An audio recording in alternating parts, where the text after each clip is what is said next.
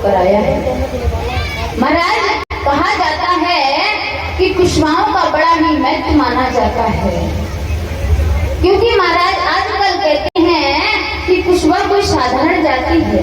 अरे कुशवा की जाति तो ऐसी है, लेकिन महाराज कुशवाहों की जाति भी महाराज कोई साधारण सी जाति नहीं है। कुशवाहों की वंशावली महाराज कितने अच्छे से समझाई गई है। कहते हैं कि कुशवाहों के गुरु कौन थे और कुशवाहों का जन्म कहाँ से हुआ है। तो कहा जाता है महाराज कि कुशवाहों के गुरु थे महाराज कुश, जो महाराज श्री राम के पुत्र थे। और इनकी नगरी का नाम क्या था? इनकी नगरी, कुश जी की नगरी का नाम था कुशावती। और इनका गोत्र कौन था? गौतम। तो महाराज कहा जाता है कि कुशवाहों को गौतम ऋषि की संतान कहते थे। और आगे किसी ने कहा कि कुशवाहों की देवी कौन सी है? तो महाराज कुशवाहों की देवी जगदम्बा मां है, जगत जननी, जो आज हमारे आचार्य जी द्वारा बड़े ही मंत्रों के साथ आज इस कथा पांडाल में देवी ने जलधारा के हजारा गड़े के माध्यम से अपनी ऐसी दिव्य शक्ति दिखाई कि महाराज 1000 छेद वाले गड़े को भी अपनी शक्ति से भर दिया। ऐसी दिव्य शक्ति है हमारी जगदम्बा परमहंमा बनी, ऐसी देवी है।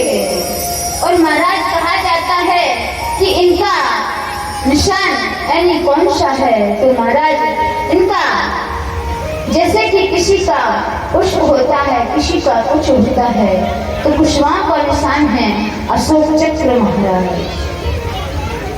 जो सम्राट अशोक हुआ करते थे। और कहते हैं इनके पताका का रंग कैसा है? तो इनके पताका का रंग केसरिया है। और इनके वृक्ष का नाम क्या है? तो महाराज इनके वृक्ष का नाम बड़ है। और पक्षी कौन सा है? कबूतर है। और कुशवाहों की नदी तो महाराज पतित पावनी श्री मैया गंगा जी बताई गई। और महाराज कुशवाहा जी के जीविका क्या है? तो महाराज कृषि को बताया गया। इस प्रकार से महाराज कुशवाहों की वंशावली गौतम ऋषि की संतान है और कुश के यहाँ से इनका प्राकट्य हुआ। महाराज ये कोई कपोलकल्पित बात नहीं है कि हम गौतम ऋषि की संतान हैं, कुशवा वंश। इस 7 ग्रंथों में से खोज करके लेख पाया गया है कि गौतम ऋषि की संतान है और इनके गुरु कुश जी महाराज थे। प्रमाण अगर आपको चाहिए तो आप प्रमाण भी दे सकते हैं।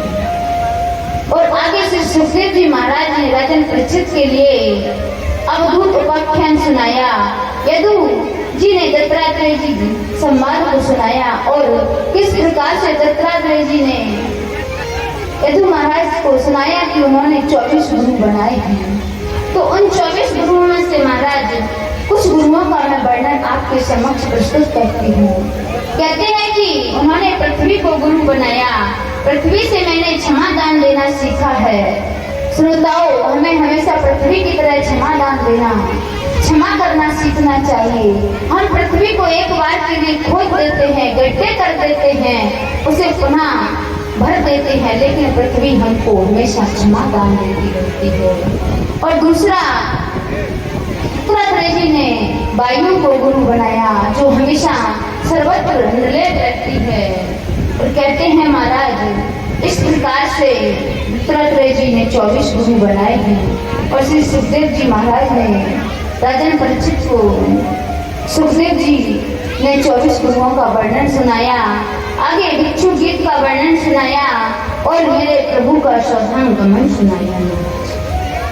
जैसे ही आज राजा परीक्षित को श्री सुखदेव जी महाराज सुनाने लगे, कहते हैं सुखदेव जी कहने लगे, परीक्षित समय काल की गति बड़ी विचित्र है। ज्यों ज्यों घोर कलयुग आता जाएगा त्यों क्या धर्म और सत्य संसार से नष्ट होता चला जाएगा। सत्य, पवित्रता और क्षमा दान, आयु, ये सारे नष्ट हो जाएंगे। हे राजन, विवाह का कारण आपस का केवल प्रेम ही रह जाएगा और अति की कुशलता पर ही दाम्पत्य भाव का निर्भर होगा। इस प्रकार से महाराज आज भगवान श्री सुखदेव जी महाराज राजन परीक्षित को सुनाने लगे और कहते हैं कि राजन, कलयुग में अपने परिवार का भरण पोषण पालन करने का ही केवल एक चतुराई नहीं रह जाएगी। जो इंसान चतुर होगा वही अपने परिवार का भरण पोषण कर पाएगा, अन्यथा इस कलयुग में भूख प्यास से मरना होगा। और जैसे ही महाराज आज कलयुग के लिए ऐसा कहा तो कहते हैं महाराज, लोकनायक भगवान धर्म की रक्षा संतों के हितार्थ जब जो कलयुग इस पृथ्वी पर समस्त व्याप्त हो जाएगा, तब महाराज कल की भगवान अवतार लेकर के इस पृथ्वी पर आएंगे। कहते हैं कि कल की भगवान का अवतार कब होगा?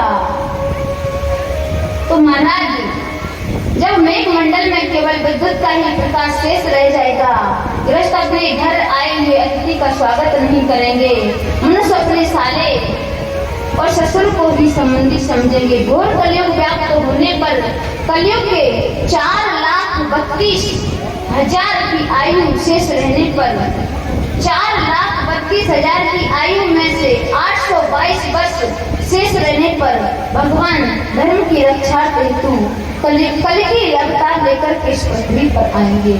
और कहाँ पर आएंगे मेरे प्रभु? जब मेरे प्रभु आएंगे तो संबल नगरी ग्राम संबल में आएंगे और उसके यहाँ पर आएंगे विष्णु यश के यहाँ पर प्रभु जन्म लेकर के आएंगे मेरे सज्जनों। और कैसे आएंगे? जैसे ही कलयुग का जब इतना प्रभाव बरपेगा तो मेरे प्रभु कल की अवतार लेकर के इस धराधाम पर विष्णु यश ब्राह्मण विष्णु के यहाँ पर आएंगे। तो महाराज कैसे आ रहे हैं आज मेरे प्रभु? अभी के संभल नगरी, अभी के संभल नगरी आवे गो काना बंसी पारो।